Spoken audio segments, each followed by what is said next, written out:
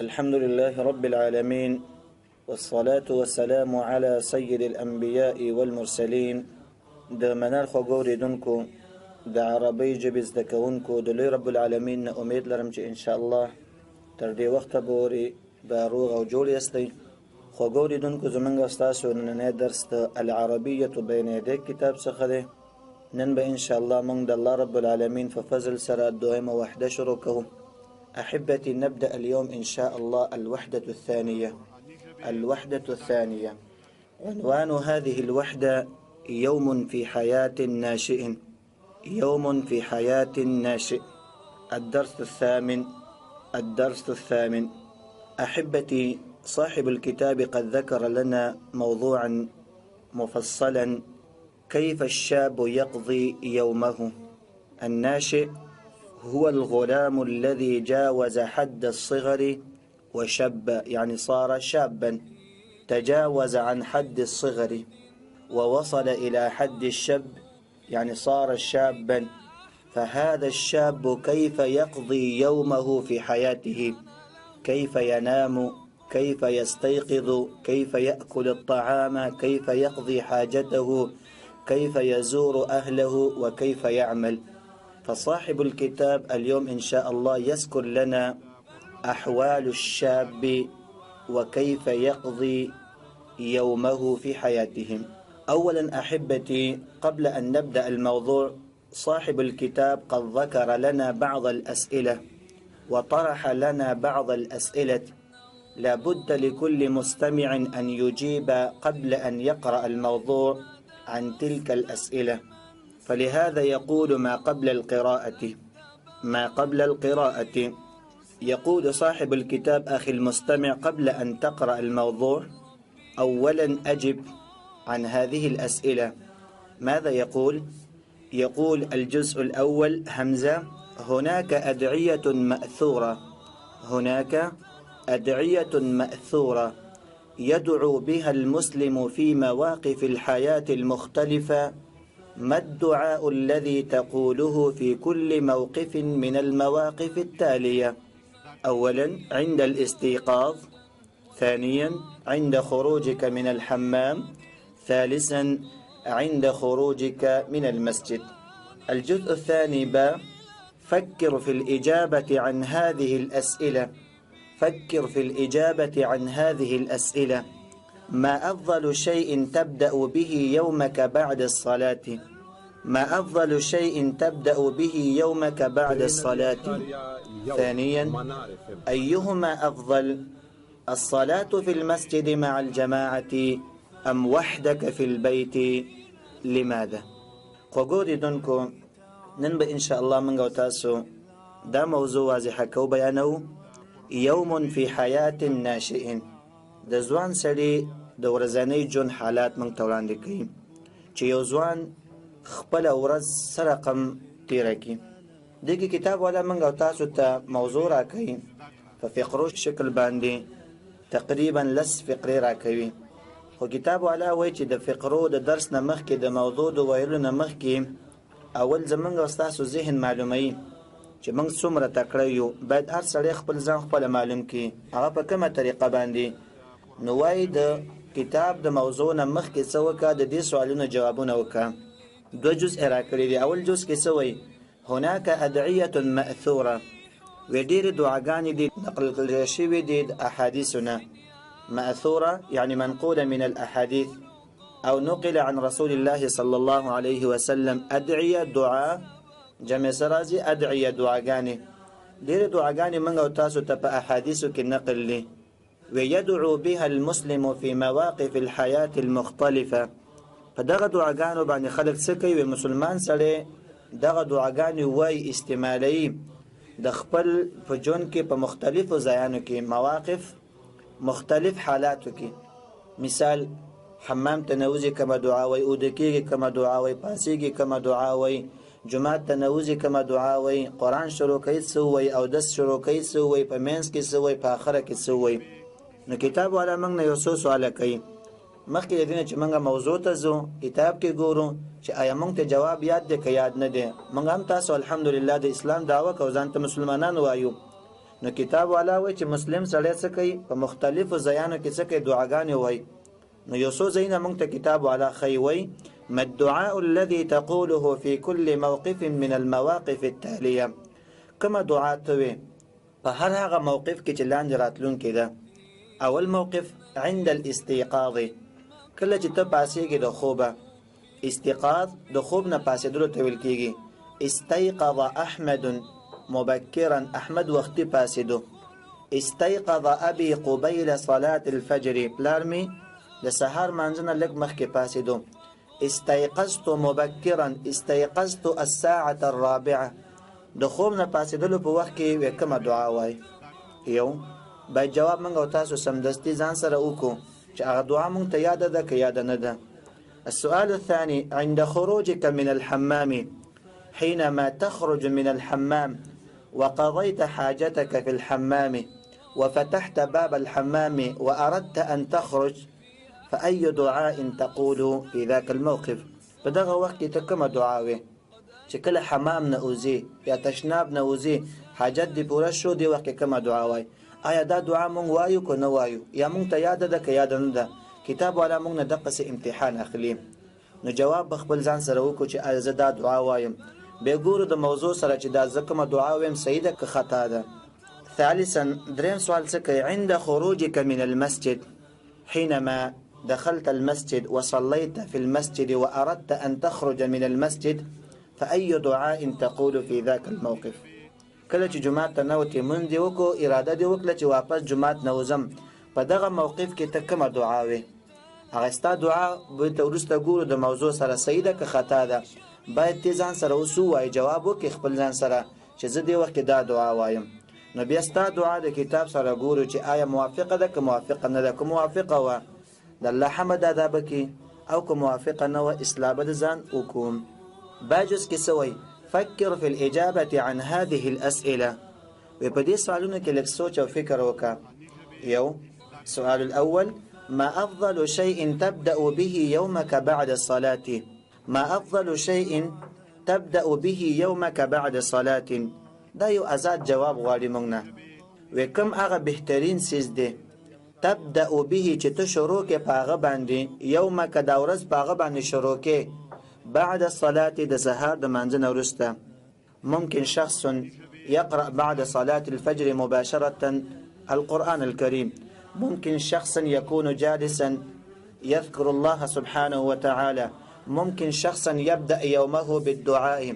ممكن شخصا ما يجد الفرصة للقراءة يذهب مباشرة إلى الجامعة أو إلى الوظيفة نو مختلف جواب موږ نه غواړي باید جواب په عربي کې موکو چې موږ باید د جون دا ورځ چې د سهار د منځنه وروسته اول شروع په دې وخت کې بهترین سیز بسوي چې موږ په شروع کوم جواب وګورو ممكن قد يجيب واحدا الدعاء أفضل العمل ممكن يكون يجيب الثاني لا القراءة القرآن أفضل ممكن يجيب الثالث لا الذكر أفضل ممكن الرابع يقول لا عيادة المريض أفضل باید ارسل يسوكي خپل جوابوكي دوين سؤال سوي أيهما أفضل أيهما أفضل كم يو بهتر دي الصلاة في المسجد مع الجماعة أم وحدك في البيت لماذا آية جماعت کې په جمع سره منځ کول دا بهتره ده ام وحدك في البيت کنه یوازې منځ کول په کور کې دا بهتره ده ممكن أحد يجيب يقول لا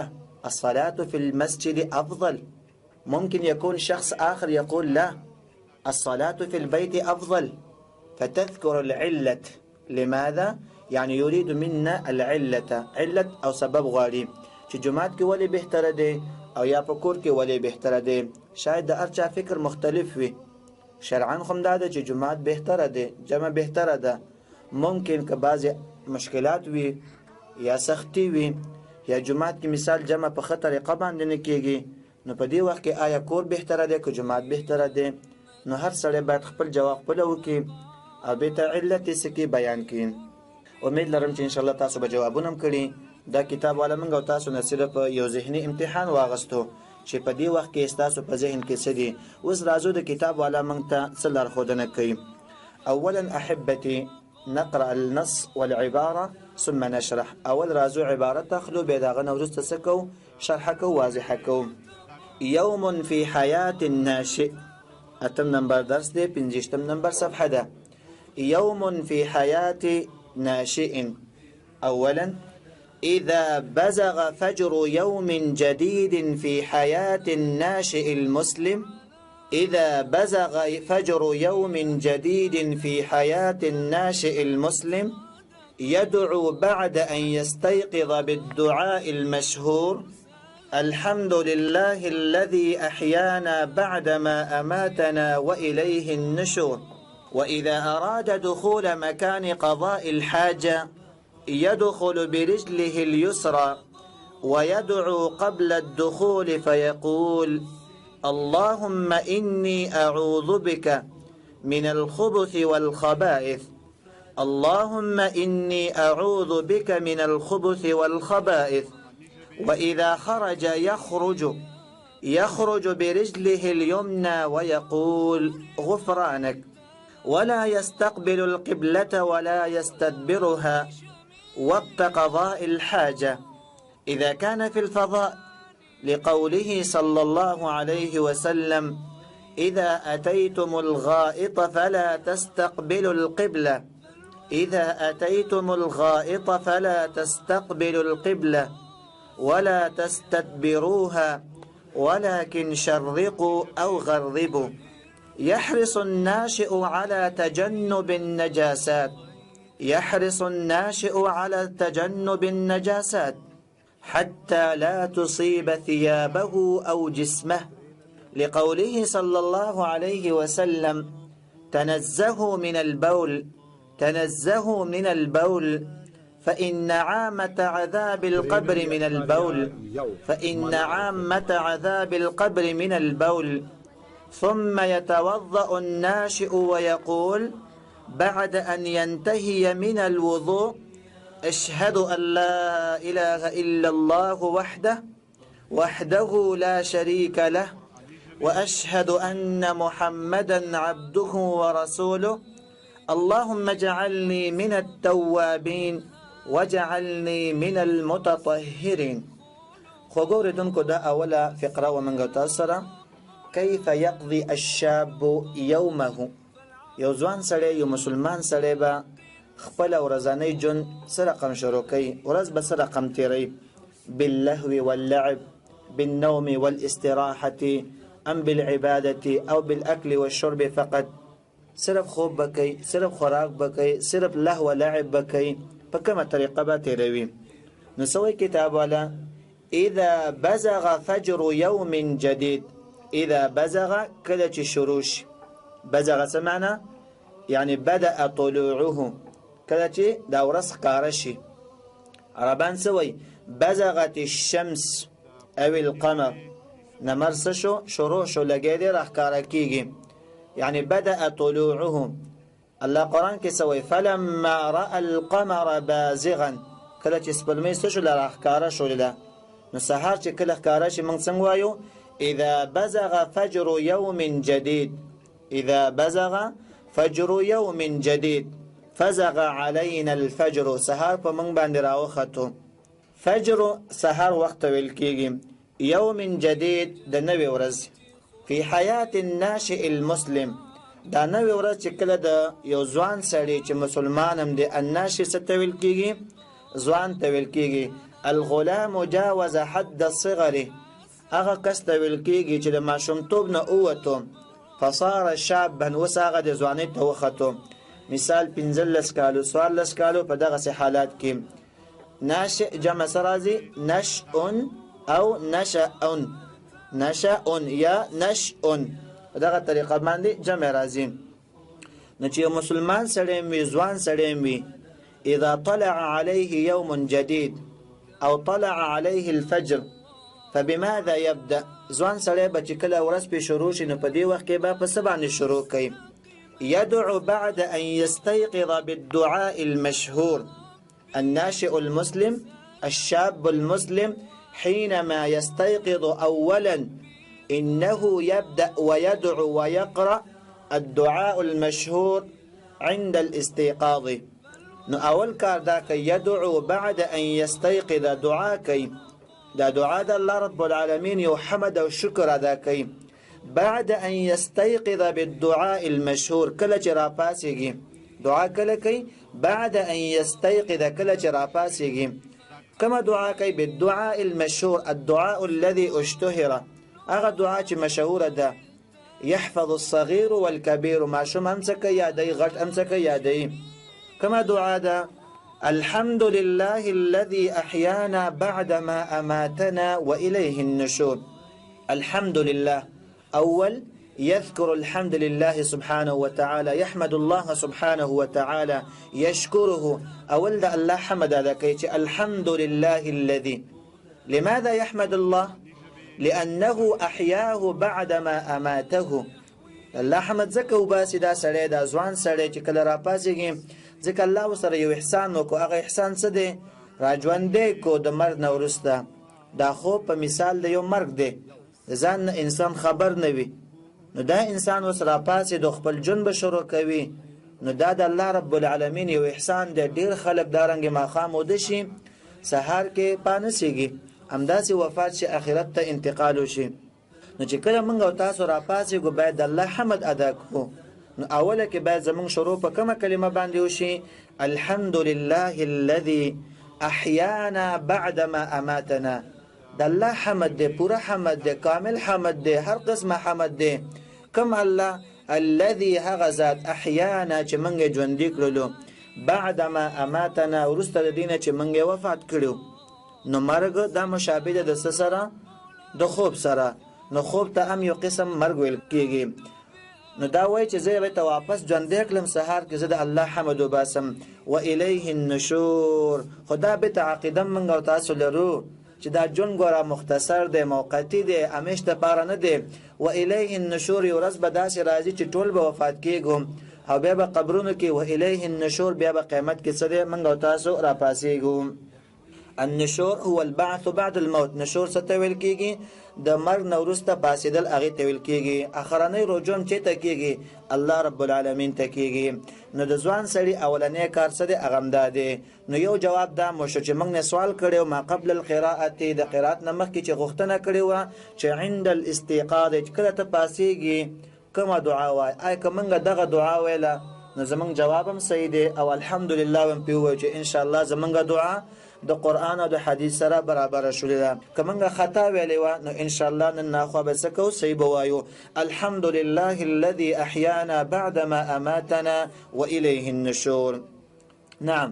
يقول صاحب الكتاب بعده: وإذا أراد دخول مكان قضاء الحاجة الشاب حينما يدخل إلى الحمام ماذا يقول هناك؟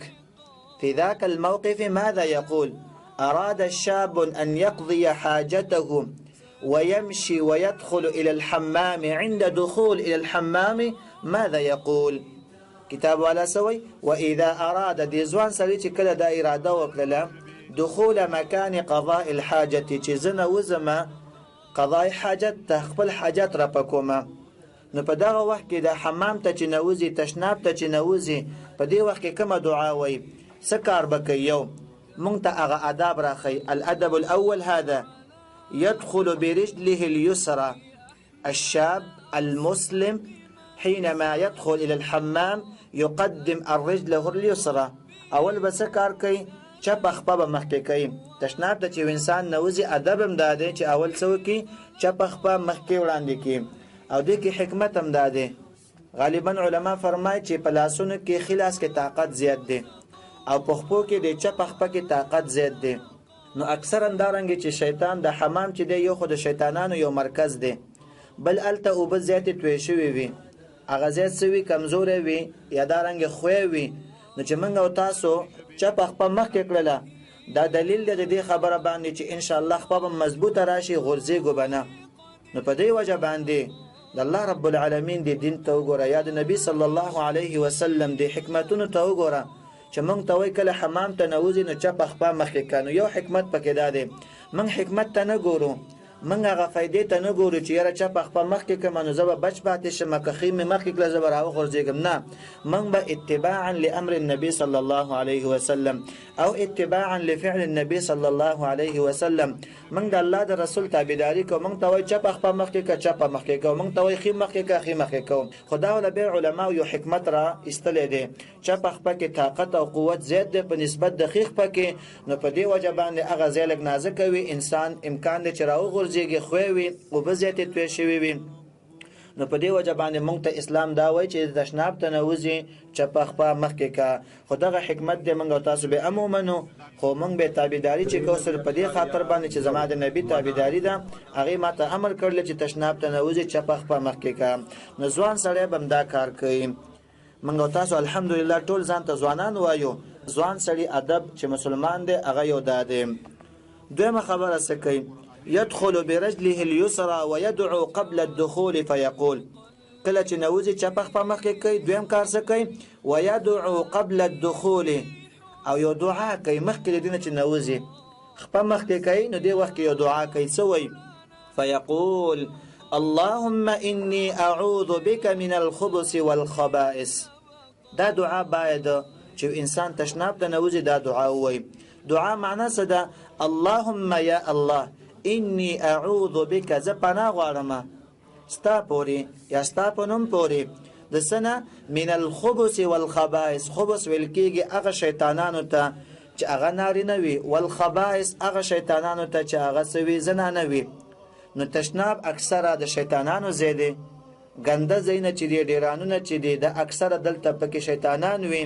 نو باید چې انسان دی او مسلمان دی هلته ورځي څوک هغه دعاګانې ووایي تر څو چې هغه ورته نقصان ونه رسوي، ضرر ورته ونه رسوي. نو دغه ځای ته چې موږ او تاسو کله نوځو باید دې وخت کې دا دعا ووایو. خو بس دغه د ګندګۍ نه اخیستل شوی دی او د شیطان کار څه شی دی؟ هغه هم دغه ګندګي ده.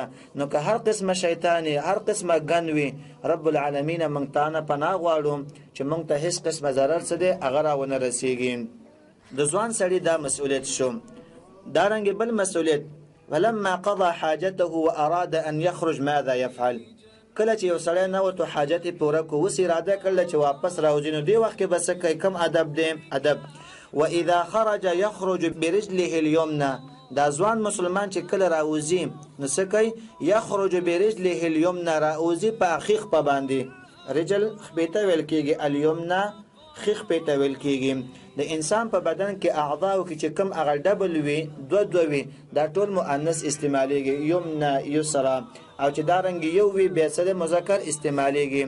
نو چې دا انسان کله د حمام نه راوځي یقدم رجله اليمنى، اول به خیخ په مخ کې بهار به کې د ځکه بهار ځای چې دی وش دی هغه صفام دی، امقه حکمت به تراوالو. نو که دا رنګ زورم پې راشي نو هغه چپه خپه باندې راځي، هغه دن نه دی، نو انشاءالله بهار ته به نه غورځېږي. ويقول او كما دعا بوي غفرانك يا رب مونږ بخنه وکا. بل ادب ولا يستقبل القبلة ولا يستدبرها وقت قضاء الحاجة إذا كان في الفضاء. ولا يستقبل القبلة، الأدب ماذا؟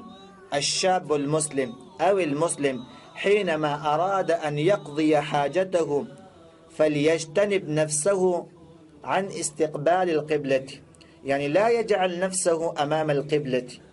کله چې مسلمان سره او دس کوي قضای حاجت کوي نو په دغه وخت کې به دا یو د دې ادب نه کار واخلي، مخامخ به قبله ته نه کینی، احتراما للقبلة، د قبله د وجنه، همدارنګ احتراما لامر النبي صلى الله عليه وسلم. ځکه د الله پیغمبر مونږ ته یو حکم وکړ چې سوکا ولا يستقبل القبلة، قبله ته به نه مخامخ کوي، ولا يستدبرها. فالشاب المسلم حينما أراد أن يقضي حاجته فليجتنب نفسه عن إدبار القبلة، يعني لا يجعل ظهره أمام القبلة. شاب أم دارنگی قبلة نمخامخ کے، مخ با أم نمخامخ کے، شاب أم نمخامخ کے. نو بکم طرف بکینی چې زمنګ مخ په دغه طرف باندې راشي چې نه قبله وي، او شام په دغه طرف باندې راشي چې هغه طرف ته سوي قبله نه وي. نو د مدینه خلکو ته نبی صلی الله علیه وسلم به تسوی لاله شرقوا او غربوا، یا مشرق طرف ته مخه کوي یا مغرب طرف ته مخه کوي. خدا په کوم ځای کې کتاب والا به سوی اذا كان في الفضاء، کله چې صحراوي شخص أراد أن يقضي حاجته في الصحراء أو الفضاء فلا بد فعليه أن يجتنب نفسه عن استقبال القبلة وأن يجتنب نفسه عن استدبار القبلة. هغه شخصیت چې قضا حاجت پوره کوي خپل حاجت په یو صحرا کې، هغه به ځان ساتي د سنه چې قبلې ته به نه مخه کوي نه به ورته شا کوي. دا د کتاب والا یو نظر دی. بهتره خبره دام ده چې انسان څوک په کورونو کې هم وي، چار چاپیره دیوالونه وي یا تشنام وي، هلته هم دارنګې د دې احترام خیل وساتي چې قبلې ته مخه نه کوي. انکه بالکل ناممکنه وه بل حل نه راوتو، مجبوره کېدو ضرورت و، نو هغه د ضرورت په وجه باندې غالبا چې بعض علما څه جواز ورکړی دی. خو احترام دا دی چې باید انسان څه وکړي، هغې ته مخه او شا ونه ګرځوي.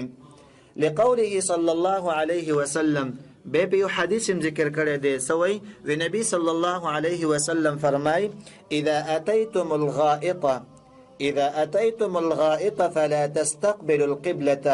کله چې تاسو راشئ، اتیتم مخاطب ته استعمالیږي جمع لپاره.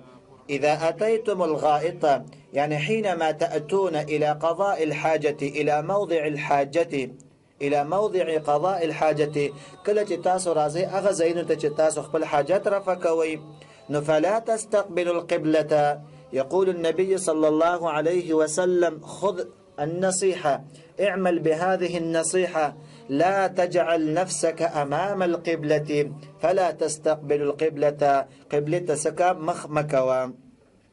الغائط هو موضع قضاء الحاجة ولا تستدبروها. امدارنګ شاوته مګرځوا، نسوکو ولكن شرقوا او غربوا، یا مشرق طرف ته مخه کوي یا مغرب طرف ته مخه کوي. خدا حدیث نبی صلی الله علیه وسلم هغه وخت کې ویلو چې د مدینه کې او د مدینه قبله چې و هغه دارنګ نه مشرق طرف ته و نه مغرب طرف ته و. نو مدینه خلکو ته دا نصیحت وکړو چې کله تاسو حاجت کوئ نو یا خپل مخه یا شا مشرق طرف ته وګرځوئ او یا مغرب طرف ته وګرځوئ. نو یو طرف ته به مخ راشي، بل طرف ته به سر راشي، شا راشي. نو اوس به موږ او تاسو دلته ګورو که مثال زمون قبله مشرق طرف ته و، نو موږ به بیا دارنګې جنوب او شمال طرف ته مخ او شا ګرځو. یا مثال زمونږ قبله بل طرف ته و، نو د هغې مقابل به. دا حدیث صرف داغه د مدینه خلکو لپاره دی چې هغې ته ویلو چې تاسو څه وکئ، یا مشرق طرف ته مخه کوئ یا مغرب طرف ته مخه کوئ. به هر حال مفهوم هم دا دی چې قبلې طرف ته به نه مخه کوو او نه به شا کوو. يحرص الناشئ على تجنب النجاسات. الأدب الثالث أو الرابع. بل أدب دا دی ځوان سړی به څه کوي؟ الناشئ الشاب القوي الشاب المسلم حينما يقضي حاجته. فالأدب الثالث ماذا؟ أن يحرص الناشئ على تجنب النجاسات. يحرص معنا دير زياد حرص بكي، خواري بكي، کوشش بكي. الناشئ أغزوان مسلمانا على تجنب النجاسات، أن يجتنب نفسه من النجاسات والقاذورات ومن الأوساخ. تزان بچ كده سنة دا أغا غندقينا. تجنب ځان بچ کول النجاسات د ګندګۍ پلیتینا حتى لا تصيب ثيابه أو جسمه. لماذا يجتنب نفسه عن النجاسات؟ حتى لا يوسخ لا بدنه ولا جسمه ولا ثيابه. ځان به ځکه ساتي چې جامې ګنده نشي یا بدن ګنده نشي، نو هغه به یو بدبویم کوي، بل به دارنګې مونځ به نه قبلیږي، نو ځان به د هغې نه څه کوي؟ ډېر زیات ساتي، احتیاط به کوي. په هغه ځای کې به قضای حاجت کوي چې پوهېږي چې نه مې بدن ګنده کېږي او نه به څه جامې ګنده کېږي. لقوله صلی الله علیه وسلم. دا کار به ولې کوي؟ یو په دې خاطر باندې د الله نبی یو امر دی پکې، بل به دارنګې د خپل نظافت خیال به مو ساتي. د الله نبی څنګه وایي؟ تنزهوا من البول. تنزهوا يعني ابعدوا انفسكم. ځان بچ کوئ، ځان لرې کوئ. څه وکئ؟ ځان لرې وساتئ. نزه څه ته ویل کېږي؟ لرېوالی ته ویل کېږي. نزهه ابعده. نزه نفسك عن الأقذار. نزه نفسك عن الأقذار. ځان لرې که، خپل بدن لرې که د ګندګۍ نه. نزه نفسه عن الأوساخ. هغه خپل ځان لرې کړی دی د ګندګۍ نه. نزهه الله من السوء. هغه الله رب العالمین د ناکاره کارونه څه دی؟ لرې کړی دی. د الله پیغمبر څه وایي؟ تنزهوا ځان بچ کوئ من البول د تش او د اسماتونه. فإن عامة عذاب القبر من البول، د زیات عذاب چې دی هغه د څه نه پیدا کیږي؟ من البول، هغه د تش او د اسمات نه پیدا کیږي. کله چې یو انسان په او د اسمات وخت کې احتیاط نه کوي، خیال نه ساتي، د جامو خیال نه ساتي، د بدن خیال نه ساتي، د صفایي خیال نه ساتي، و دغه انسان ته الله رب العالمین څه کوي؟ د عذاب د قبر ورکوي. هغه مشهور حدیث دی، نبی صلی الله علیه وسلم یو ورځ روانو په ادیره باندې تیرېدو، نو دو قبرونو ته څه کوي؟ الله رب العالمین عذاب ورکو. نو هغه سره سورلیم و هغه سورلیم داسې ورخطا شو، د الله نبی په هغه باندې پوه شو، سی ویله چې لږ شانتې صبر وکړي، ورشي ما دپاره یو څانګه راوړي چې شنه څانګه وي. ولی؟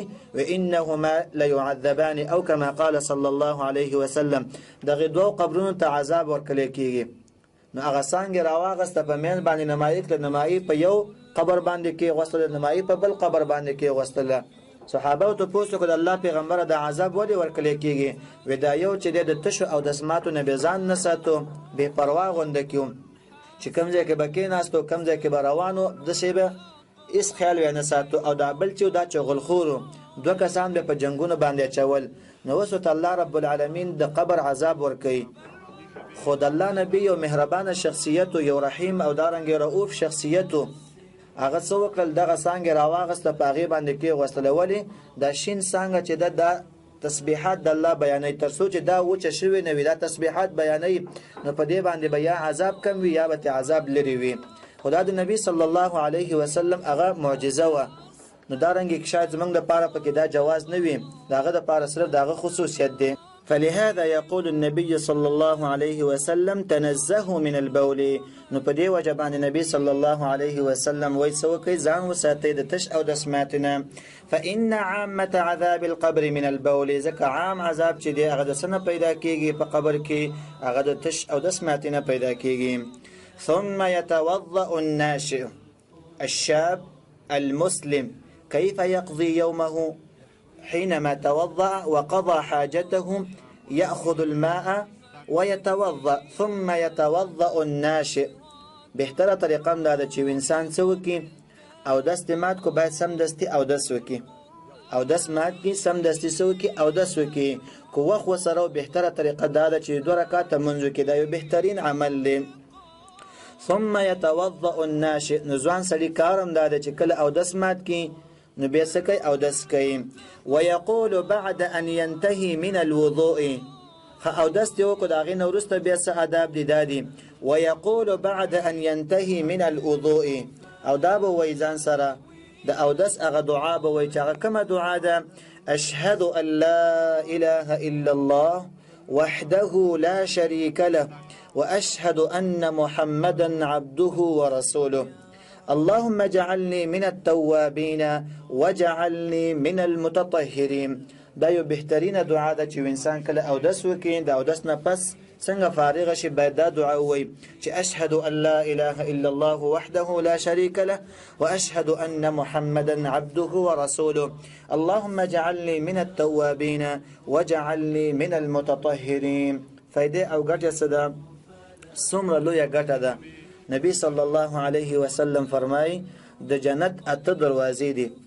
یو صرف د ابوبکر خصوصیت د چې هغه ته به کولاویږي، هر دروازې نه به هغه ته آواز کوي چې ابوبکر په دې دروازه باندې راځي. همدارنګه نبی صلی الله علیه وسلم وایي هر هغه کس چې او دس وکړي په ښایسته شکل باندې او د هغې نه وروسته بیا دا دعا ووایي چې اشهد ان لا اله الا الله وحده لا شريك له واشهد ان محمدا عبده ورسوله اللهم اجعلني من التوابين واجعلني من المتطهرين. دا دعا چې کله وویله الله رب العالمین به ورته جنت 8 دروازې کولاو کړي. الا فتحت ابواب الجنة 8. 8 دروازې به څه شي؟ دې انسان ته کولاویږي.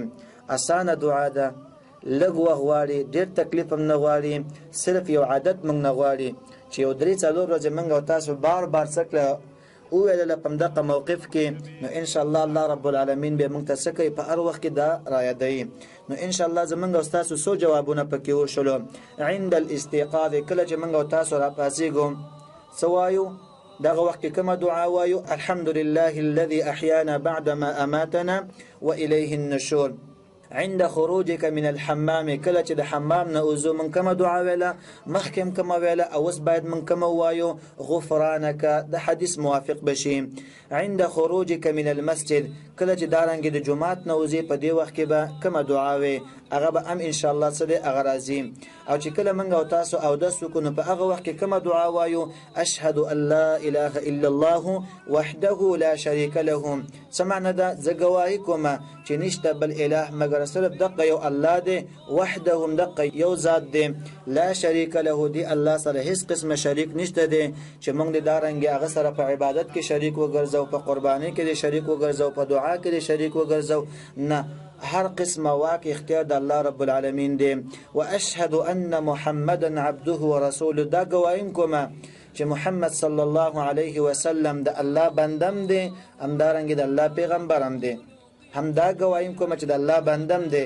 او د دې گواهیم کوم چې الله رب العالمین مونږ ته څه را لېږلی دی اللهم اجعل لي من التوابین یا الله ما دا کسانو نه وګرځه چې هغه ډېرې توبې وباسي تواب چاته ویل کېږي كثير التوبة الشخص الذي يتوب كثيرا هغه شخص ته ویل کېږي چې ډېرې توبې وباسي نو دا یو بهترین عمل دی چې په هر وخت کې انسان څه کوي توبې وباسي وكان النبي صلى الله عليه وسلم يستغفر في اليوم أكثر من 70 مرة ويقول استغفر الله وأتوب إليهم دا دعا به ډیره کوله تر دې چې د اویا ځلنه به هم زیاته کوله کنایه ده چې مطلب ډیر زیات به کول استغفر الله واتوب الیه نو باید هر مسلمان هر ځوان هغه څو کې دا دعا سره ځان آشنا کی او هر وخت کې د الله رب العالمین نه توبه وغواړم وجعلني من المتطهرين او یا الله ما د پاکو خلکو نه وګرځي او داس کول دا انسان څه کوي بدن پاکوي نو داغه دعا باید انسان څو کې همیشه پر استعمال کی خو ګوریدونکو راځي چې هغه کلمات دوباره تکرار کو چې کوم ناشنا کلمات دي الناشئ ناشئ څه ته ویل کیږي الغلام جاوز حد صغري هغه ماشوم ته ویل کیږي چې د ماشومتوب مرحله نه اوته او ځواني ته ورنوته بزغه کتاب والا سوی بدغ فجر يوم بزغ معنا يعني بدأ شروع شو يعني بدأ طلوعه دا غیر احکاره کېدل څه شول شروع شلو وایو کنه بزغ النجم يعني بدأ طلوعه ستوره څه شو راحکاره شو بزغ القمر بدأ طلوعه یا بزغت الشمس نمر څه دی هغه راحکاره شو بل کلمه منګه تاسو سره دی تنزه من البول نزه څه ته ویل کېږي لرېوالی ته ویل کېږي ځان لرې که ځان بچ که نزه نفسك عن الاوساخ ځان د ګندګۍ نه بچ که نزه نفسك عن الكلام السوء د ګنده خبرو نه څه که ځان بچ که الغائط غائط څه ته ویل کېږي موضع قضاء الحاجة یا دارنګې ډک او دسماتي ته ویل کېږي یا قضاء حاجت ځي ته ویل کېږي لکه نبی صلی الله علیه وسلم فرما اذا اتیتم الغائط کله چې تاسو حاجت ترازی خپل حاجت پوره کوئ نو څه وکئ فلا تستقبلوا القبلة ولا تستدبروها بل کلمه موږ تاسو سره دا د الفضاء فضاء څه ته ویل کېږي متسع من الارض متسع من الارض فراخ ځای د ځمکه کلاو ځای چې موږ تاسو ته صحرا وایو یا وته میدان وایو همدارنګه فضاء عربان دې د پاره استعمالي ساحه امام البيت د کور مخ ته کوم اغه میدان دې اغه ته ویل کېږي استريح في الفضاء زلق آرام کو ما په اغه ساحه کې اغه میدان د کور په میدان کې لا اخرج الى الفضاء ليلا زد شپې صحرا ته نوزم داګونو ته نوزم التمال بیا مناسب ندی بل کلمه موږ سره د تواب تواب څه ته ویل کېږي کثیر التوبه یو انسان چې ډیره توبه سره او باسي هغه ته ویل کېږي تواب زیات توبه استونکې خو ګوریدونکو دغه کلمات دي یو بکې موږ تاسو لپاره دا فائدہ شوله بل فائدہ دغه دعاګانې زده کولې موږ تاسو الحمدلله مسلمانان یو چې راځي په دغه آداب باندې سوکو عمل کوم نو جون بم ختیریږي او بل فائدہ زموږ تاسو دا چې راځي دغه عربي کلمات دی راواخلو په خپل ژبه کې استعمال کو مثال ز سحر را پاسېګم څه کارونه کوم دا باید موږ تاسو په عربی کې وایو تر څو چې زمونږ تاسو عربي قوي شي غواړو چې عربي زده کو بل طریقه نشته موږ سره ښه طریقه هم دا ده چې په عربي خبرې واورو بهتره طریقه دا ده چې خپل خبرې وکړو د ملګری سره خبرې وکړو ملګری دې نه پیدا کېږي ځان سره خپل خبرې کوه کور کې ناستې خبرې کوه په عربي باندې مور سره خبرې په عربی کې یوه جمله په عربی وایه بیرته ترجمه کوه. ورور سره خبرې کې یوه جمله په عربی وایه بیرته ترجمه کوه. کور کې مثال ناست دی، ورور ته آواز کې یا اخي هاتي کوبا من الماء، ای وروره یو ګیلاس اوبه راوړه. یا اختي هاتي ایتی کوبا من الشاي، یو ګیلاس څوکه چای ماته راوړه. یا امه ماذا طبخت اليوم، ای موره کې نن څه پخ کړي دي. یا امه لو اتیت بالماء، که لږ اوبه دې ماته راوړې. ډېر په ادب باندې به وې، په دقه طریقه باندې هم په عربي ووایه هم بیرته ترجمه وکړه. خیر ده که هغه نه پوهېږي، زما اوس دغه عربي به څه شي قوي به شي. همدارنګې د ورځې ژوند ټول راواخله عربۍ ته واړوه. مثال حينما استيقظ ماذا افعل، حينما استيقظ اولا اقرأ الدعاء الحمد لله الذي احيانا بعدما اماتنا واليه النشور، ثم أنزل من السرير وأخرج من غرفة النوم وأذهب إلى الحمام وأقضي حاجتي هناك، ثم أتوضأ، ثم أصلي ركعتين في الغرفة أو في البيت، ثم أخرج وأذهب إلى المسجد وأصلي صلاة الفجر بالجماعة، ثم أجلس هناك في المسجد أقرأ أذكار الصباح وأقرأ القرآن، ثم أرجع من المسجد إلى البيت وأجهز نفسي للوظيفة أو إلى الجامعة، وثم اشرب الشاي واتناول الفطوره. په دقه طریقه باندې موږ او تاسو کولی شو چې انشاءالله څه وکړو، عربي قوي کړو. نو هر زده کوونکي دپاره دا کورنۍ وظیفه شوله چې نن نه به شروع وکړي. سهار چې زه راپاڅېږم زه باید دا په عربي کې دغه ژوند څنګه تعبیر کړمه، څنګه ترجمه کړمه.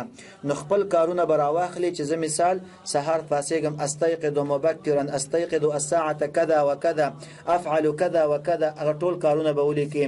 نو نن به څه وکړي، د سهار د پاڅېدونه به شروع وکړي تر چای څښلو پورې به زه دا کارونه کوم. بله ورځ باندې به بیا د چای او د څښلو نه به شروع کړو تر غرمې پورې کوم کارونه کوي. دارنګې مازدیګره پورې ماښامه پورې تر دې چې بیا موږ ماسخوتن اوده کېږو. نو انشاءالله چې موږ او تاسو په عربۍ کې د ټول د ورځې ژوند هغه موږ او تاسو ترجمه کړو، نو انشاءالله موږ او تاسو به ډېر مخ په وړاندې باندې لاړ شو. هر ځکه چې ایسه د منار خو ګوریدونکو په لوی رب العالمین باندې سپارم. تل لپاره عزتمن، خوشاله، کامیاب، آباد اوسئ. والسلام علیکم ورحمة الله وبرکاته.